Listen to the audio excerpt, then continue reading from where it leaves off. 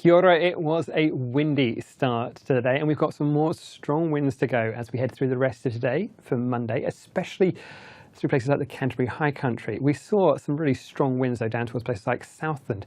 Gore saw wind gusts of around 110 kilometres an hour first thing this morning, but you can see the winds likely to be strongest ahead of this front as we go through the daytime.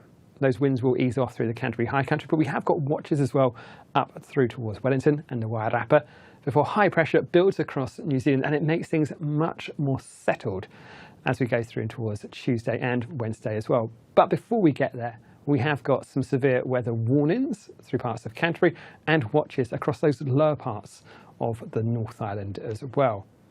Now, the strongest winds will be from now, and we are still going to find them reaching up to gusts of 120 kilometres an hour through parts of the Canterbury High Country. You can see, though, we lose those purple colours, those strongest winds, as those winds change direction through the daytime through there. But we will keep hold of those watches up across those southern parts of the North Island right the way through into the early hours of the morning for Tuesday.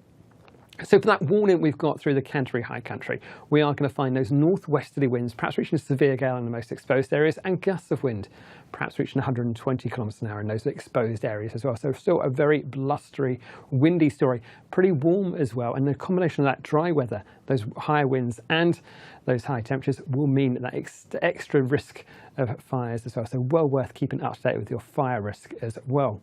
You can see we've got a watch as well for Wellington and the Wairarapa. For those areas south of Marston, the watch runs right the way through to about 1 a.m. on Tuesday, and for those areas to the north until about 4 a.m. Now, the good news is, as we go through and towards the next couple of days, we'll find high pressure builds back across us, bringing generally more dry weather, but also some much more settled conditions, those winds losing their strength and things being much more settled once we head in towards Tuesday and Wednesday. That's it from me. As always, you can find the latest forecasts, watches and warnings at metservice.com.